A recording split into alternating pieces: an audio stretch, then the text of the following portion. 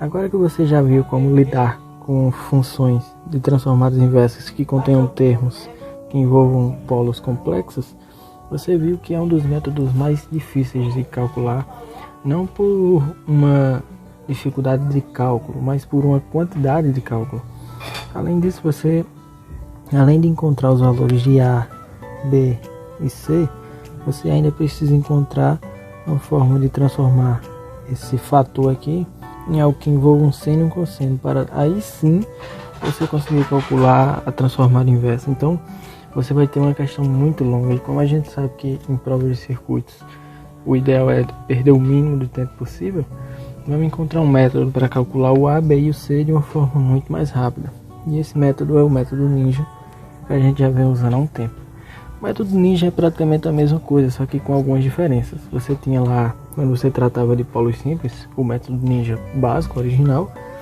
Quando passou para polos repetidos, você via que no polo que era repetido, você tinha que derivar o polo que não era repetido, ou seja, no caso o D seria a derivada do C. E aí sim você conseguia calcular, aplicando no mesmo ponto. E agora para polos complexos, a gente vai ter uma diferença muito pequena no cálculo. Então a gente começa normalmente. Aqui a gente tem um polo simples. Então, como no polo simples, a gente vai cancelar isso aqui. Descobre que aqui a aplicação que zera é no ponto igual a menos 3. Então a gente pode calcular o A como sendo a função sem o polo, S ao quadrado mais 8S mais 25. E a gente aplica no ponto que zera esse polo. Então S igual a menos 3. Então a gente vai ter 20 dividido por 9 menos 24 mais 25 dá 10. Então a gente chega rapidamente no valor 2, valor que a gente demorou muito para achar no período anterior, na aula anterior. Mas tem muita gente que tem problema em aceitar que o A pode ser calculado dessa maneira. Então eu vou resolver essa questão de um método que vai servir como dois coelhos com uma cajadada. Eu vou explicar por que a gente pode usar o método direto e encontrar uma forma de calcular isso aqui. Então a gente começa levando tudo isso aqui para multiplicar lá em cima, como no método algébrico comum.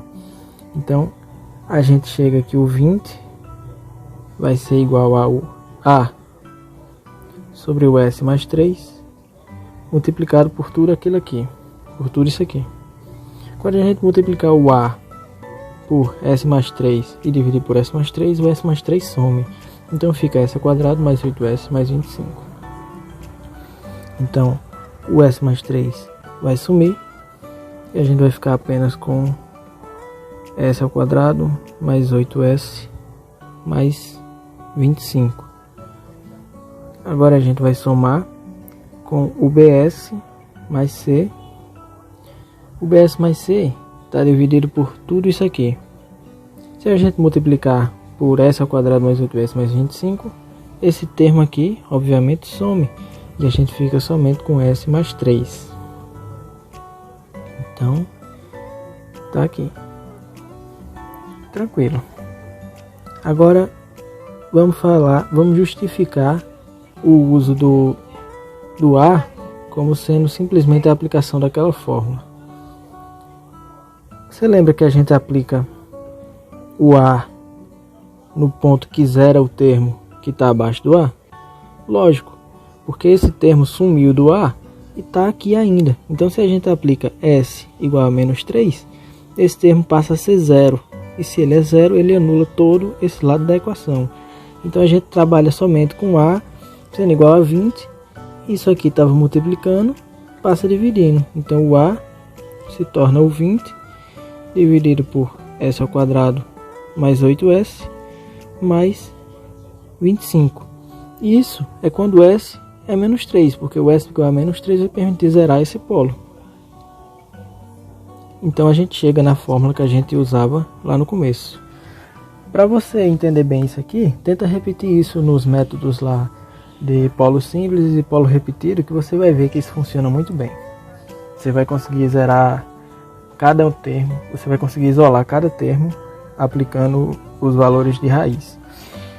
Então vamos lá, continuando, a gente agora vai ficar com a seguinte equação. A gente vai dizer que o 20 vai ser igual ao A, que é 2, multiplicado por S ao quadrado, mais 8S, mais 25.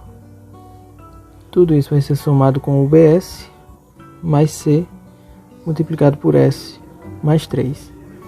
E agora, eu aplico em que ponto?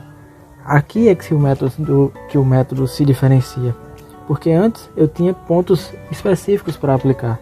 Aqui eu estou livre, então eu escolho um ponto e eu vou escolher o S igual a 0. Então quando eu escolho o S igual a 0, eu vou ter duas vezes 0, 0 vezes 25, mais B vezes 0 dá 0, então eu fico somente com o C, e o S igual a 0 sobra 3. Então a gente consegue isolar o C. Então a gente passa esse 2 vezes 25 para o lado de cá, depois divide por 3 e descobre que o C é igual a menos 10. Resolvemos o problema muito facilmente. E para finalizar, 20 é igual a 2 vezes que é o A, S ao quadrado mais 8S mais 25, somado com o BS, mais o C, que é menos 10, agora multiplicado por S, mais 3. Eu aplico em que ponto? No que você quiser. Escolhe um ponto. Para achar fácil, eu escolho o S igual a 1. Só uma observação. Esse ponto que você vai aplicar o S, ele só não pode ser a raiz do problema. Uma das raízes. No caso, ele não pode ser o menos 3, por exemplo. Porque o menos 3 você já usou, né? Então, continuando aqui, o 20 vai ser igual a 2 vezes quem? O S agora é 1, então isso aqui vai ser 1, mais 8, mais 25. Somado com o que? O B agora é 1, então a gente tem S, o S é igual a 1. Então a gente tem B, menos 10, multiplicado por 4, que é 1 mais 3. Então isso aqui vai dizer pra gente que o 20 é igual a 2 vezes 34, mais, aqui tem a distributiva, 4B, menos 40. Então a gente consegue isolar o B e dizer que ele é igual a menos 2. Então, agora você substitui A, B e C normalmente aqui. E o resto do cálculo é igual ao da aula anterior. Não vai ter jeito. Você vai ter que tratar esse fator para transformar isso em termos de seno e cosseno e depois resolver o problema.